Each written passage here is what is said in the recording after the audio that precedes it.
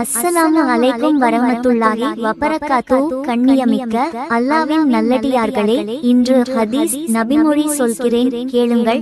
நபி ஸல்லல்லாஹு அலைஹி வஸல்லம் அவர்கள் கூறினார்கள், அடியானை அல்லாஹ் நேசிக்கும் பொழுது ஜிப்ரீல் அலைஹி வஸலாம் அவர்களை அழைத்து, அல்லாஹ் இன்னாரை நேசிக்கிறான், எனவே நீங்களும் அவரை நேசியுங்கள் என்று கூறுவான். எனவே ஜிப்ரீல் அலைஹி வஸலாம் அவர்கள் விண்ணகத்தில் வசிப்பவர்களிடம் அல்லாஹ் இன்னாரை நேசிக்கிறான், நீங்களும் அவரை நேசியுங்கள் என்று அறிவிப்பார்கள்.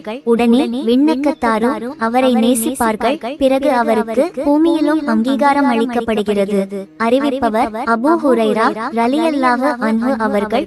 நூல் சஹீஹ் புகாரி, ஹதீஸ் 3209.